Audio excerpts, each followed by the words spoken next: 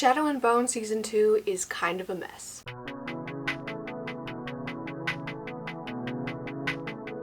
Hey friends, welcome back to my channel. If you're new here, my name is Rachel Terry and I am currently the author of one young adult fantasy book called Lightbringer. It is out May 9th, available for pre-order now if you're interested, but we ain't here to talk about that today. We're here to talk about the mess that is Shadow and Bone Season 2. Before we get into the nitty-gritty juicy stuff that I'm sure you're all here for, there are a few disclaimers that I need to make. The first is that there will be spoilers possibly for both the books and the TV show, so if you're interested in consuming either of those and you haven't yet and you're worried about spoilers, be aware of that moving forward. The second is that, as I stated, I am an author and I believe that unless you absolutely have to change something, then you probably shouldn't. I believe in staying as true to the source material as you are able. I realize when you're transitioning a story from one medium to another, there are going to be some changes that you're going to have to make, but if you don't absolutely have to, don't. The third disclaimer is that I have read the entire Grisha trilogy, the Six of Crows duology, and half of King of Scars, which is the first book of the King of Scars duology. And so that is the limit of my book knowledge. I read these books a long time ago, and the only exception to that is Siege and Storm, which is the second book in the Grisha trilogy. That I recently reread in preparation for watching Season 2, so it is very fresh in my memory. But for the rest of it, I am relying on memories of books that I read many years ago. If there are any Grishaverse superfans in the audience and I happen to misremember something from the books, please let me know in the comments down below. And the fourth disclaimer is that I only managed to make it halfway through episode 1 of Season 2, so I haven't actually watched it. I saw enough departure from the source material within those 30 minutes alone that I basically had a bad feeling. I didn't like where this was going, I didn't like what I saw, and so I decided not to keep watching. And I googled to see how much more the show decided to depart from the source material, and basically my gut feeling was right.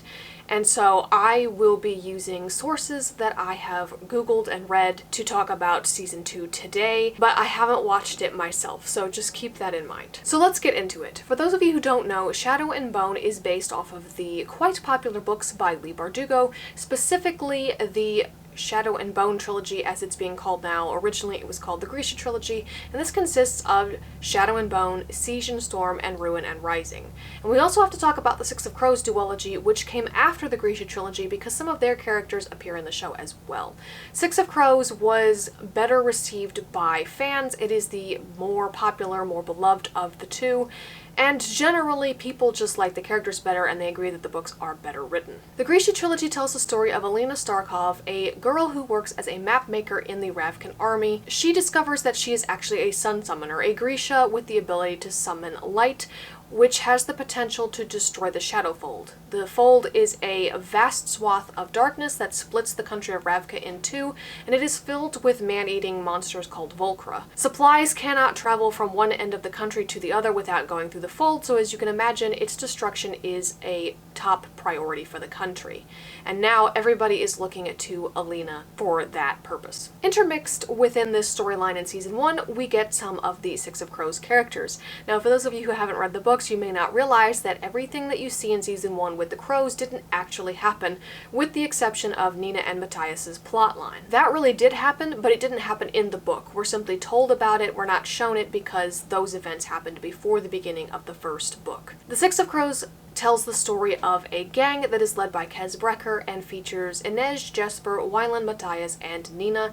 They are hired to break into the impenetrable ice court in Fjerda, and I'm sure that's what a lot of Six of Crows fans were hoping we would see in Season 2, but alas. So all of what you see in Season 1 with the Crows didn't actually happen, again, with the exception of Nina and Matthias's plotline.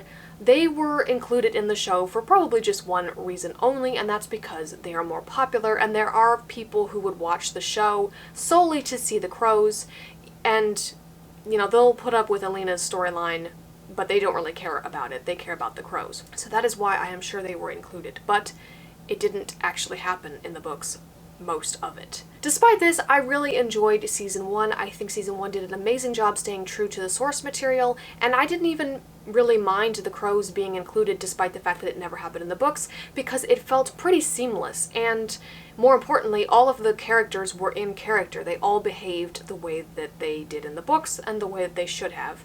And because of this, I had high hopes when I heard that Netflix would be adapting Lockwood & Co., which is my favorite book series, and I believed that they would stay true to the source material and do a good job like Season 1 of Shadow and Bone did, but alas, they didn't, and now Season 2 of Shadow and Bone has let us down as well. I think the biggest problem is it's trying to do too much. It's trying to cram too much story into too few episodes. When you had Season 1, the reason that it worked so well was in part the fact that it was really only adapting one book, and that was Shadow and Bone. You do have a little bit of Six of Crows thrown in there, but because the scenes that actually did happen in the book were taking place before the book began, I'm only going to count Shadow and Bone as the book that Season 1 was based off of.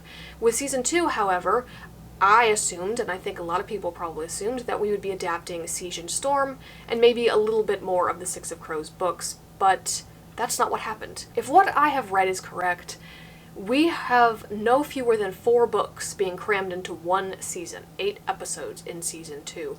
And that is Siege and Storm, Ruin and Rising, Crooked Kingdom, which is Book 2 in the Six of Crows duology, and some of King of Scars, which is the first book in the King of Scars duology. If that sounds like a lot to try to cram into one season, that's because it is. So now I'm going to talk about some of the discrepancies that I noticed in the 30 minutes of the first episode that I did watch, and things that just weren't the same as they were in the book. To begin with, I believe we see Alina wake up from a nightmare or a vision that she's having of the Shadowfold expanding, and she later hears rumors that this is actually happening. It's not just a vision or a nightmare that she's having. While Alina does see visions in the book where the Darkling appears to her, she's always awake pretty much when it happens, and it doesn't happen this quickly.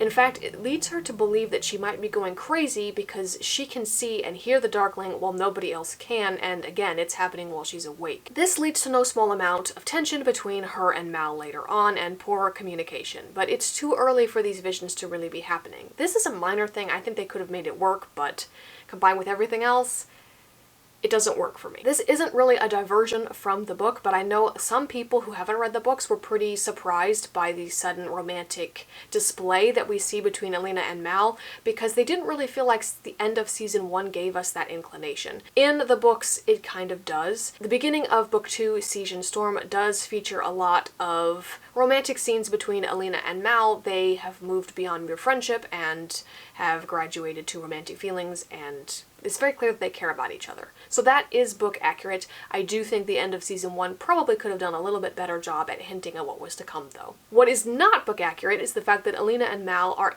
in Novyi Zem, the country that they flee to after the Darkling's display with the fold that you see at the end of Season 1 and the end of Book 1. They have not come to Novyi Zem to search for the Sea Whip or the Ice Dragon, which is the second of Morozovan's 3 amplifiers.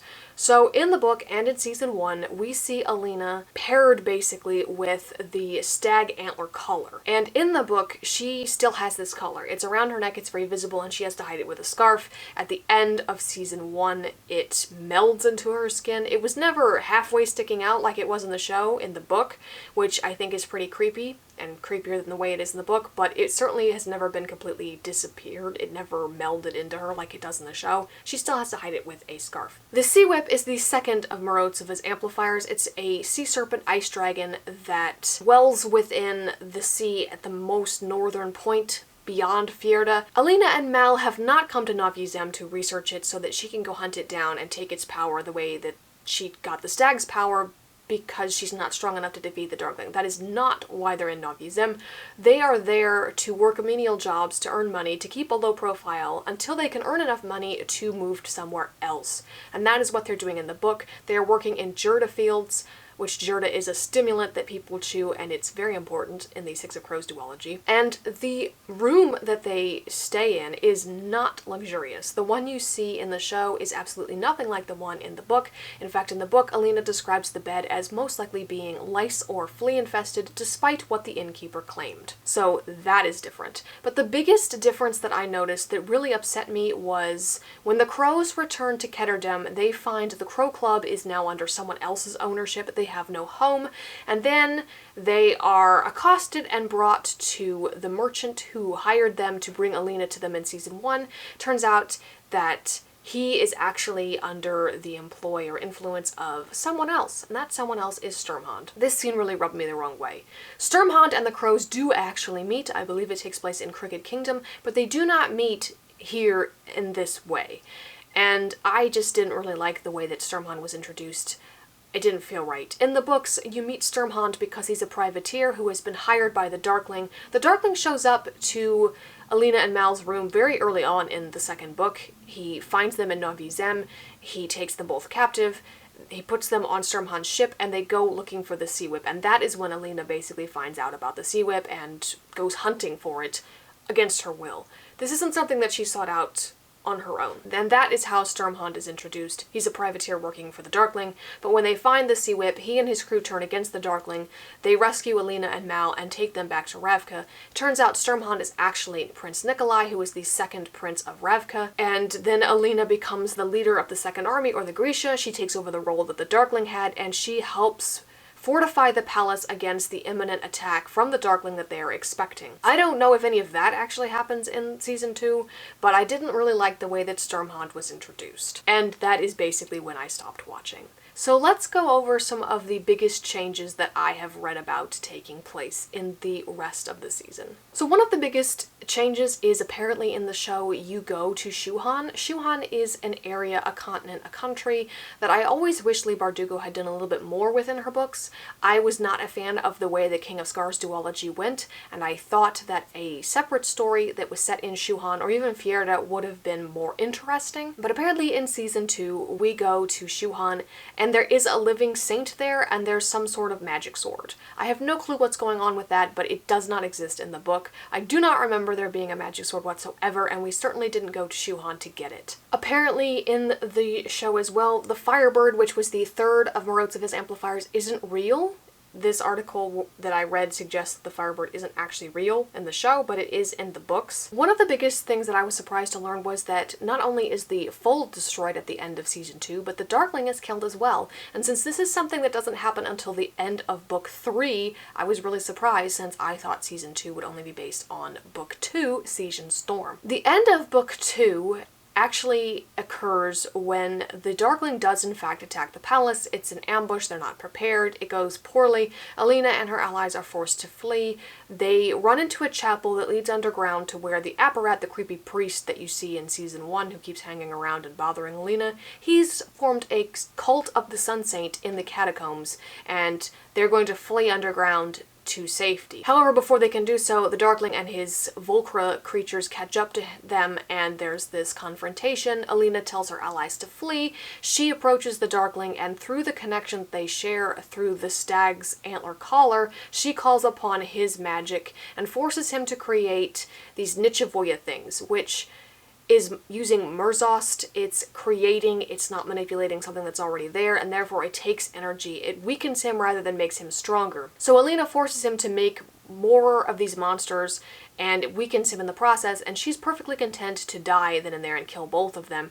But Mal comes back, he drags her away, and right before she loses consciousness, Alina commands these Nichevoya to collapse the chapel on top of the Darkling, hopefully killing him, but of course that doesn't actually happen. He gets away, and he's not supposed to die until the end of book 3. I'm honestly surprised by this decision to have him killed off when they did. This might lead into the events of King of Scars, I'm not sure, but considering that the Darkling is a very popular fan favorite character, and who doesn't like Ben Barnes' acting, I'm surprised that they decided to get rid of the Darkling this quickly. Part of why I think this might be leading into more of the King of Scars territory is because in the King of Scars duology, Leigh Bardugo apparently brings the Darkling back to life. I didn't get that far to that part.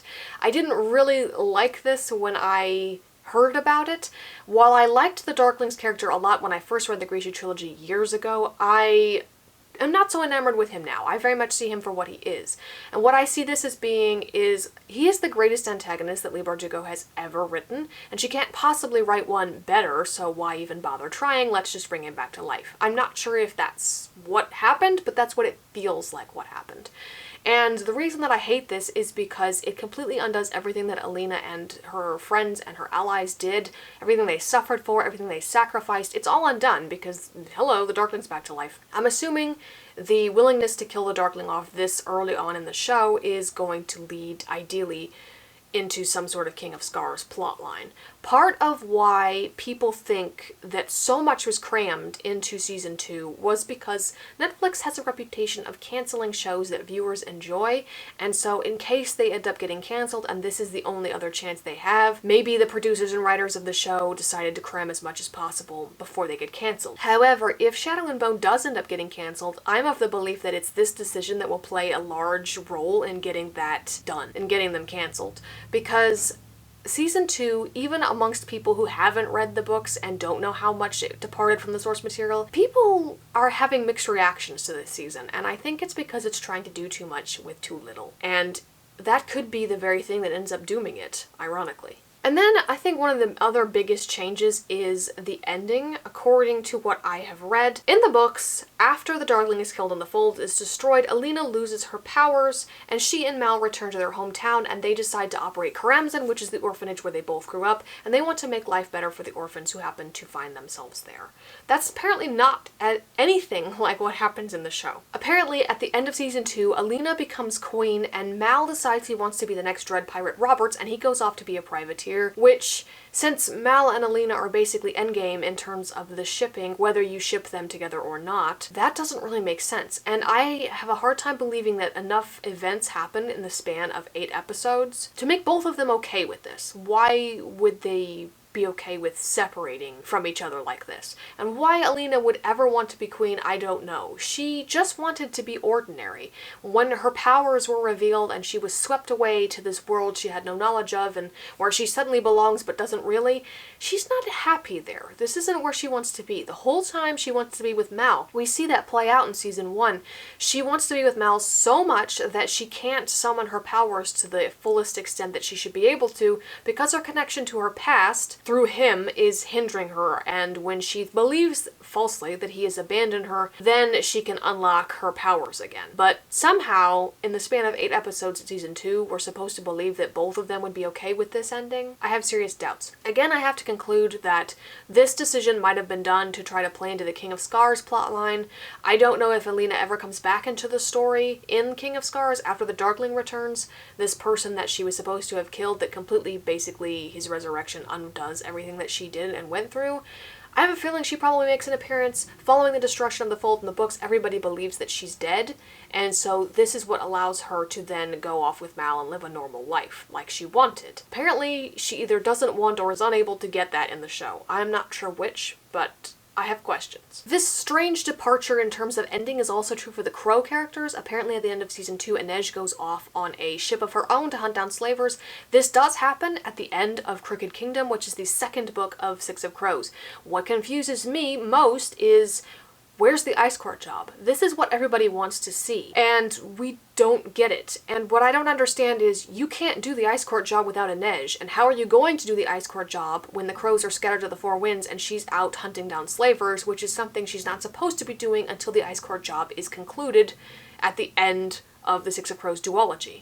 It doesn't make any sense to me. All in all, I'm sure there are other big departures that I could go through, but since I didn't watch it, I wasn't going to go through every single one of them. I was just going to highlight the big ones, the kind of plot-breaking ones, at least it seems so to me from the outside looking in. I really don't know how you can possibly implement some of these changes without completely wrecking the storylines, but I don't know. Going into season 2, I had hoped that it would adapt only one book from the Grisha trilogy, and that being Siege and Storm, and then now that the Crows have given up on trying to bring Alina back to Ketterdam, you don't even have to try to intertwine their storylines together. You can just go straight to the Ice Court job. If they wanted to have the Crows join together and then take the Ice Court job as a way of making enough money to possibly buy the Crow Club back or whatever, to try to fix the problems that we are left with after they return from the end of the events of season 1, then that is a change that I would have welcomed. I honestly believe that the Crows would have gone off on their own plot line and started the Ice Court storyline, but it didn't happen.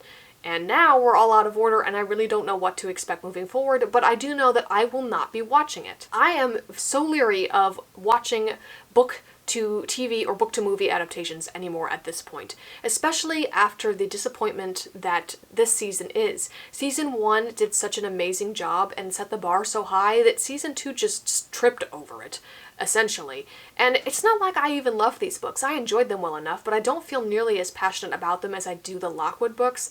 And even this was just enough that I couldn't stand it anymore, and I had to stop watching in the middle of episode 1. Some people will argue that they don't want a direct one-to-one copy of the books in the TV show, because then it's boring because they already know exactly what will happen. I would argue that the TV adaptation is kind of a gift, a reward to the people who read the books. It's sort of rewarding your most loyal readers. Yes, if they've read the book, they already know exactly what's going to happen, but it gives them an opportunity to see their favorite characters and their favorite scenes come to life on the big screen. And for the people who haven't read the books, who have no idea what to expect, who you're drawing in, obviously everything is a surprise to them, everything is new because they don't know what to expect. For me, knowing what to expect, quote unquote, because I read the books doesn't take away my enjoyment of it. I thought the scene in particular in Season 1 where the Darkling sliced that Fjord Druskella with the cut was amazing. That was a scene that I remembered from the book, and I wondered how they'd portray it on the show, and it was epic. And I'm not the least bit upset that they really didn't change all that much in Season 1. Season 2, however, I didn't enjoy for that very reason. I think too much was changed unnecessarily. It was trying to do too much with too little and ended up being convoluted, and the changes that were made I think are just too drastic. I don't know how you move forward from this. I don't know what their plan is, but that's their problem, not mine. I hope you enjoyed this video and got some value out of it. If you enjoyed, feel free to leave a like, comment, and subscribe so you don't miss out on any future content. I appreciate each and every one of you. My name is Rachel Terry. I am the author of a young adult fantasy novel, Lightbringer, out May 9th, and I will see you in the next video. Bye!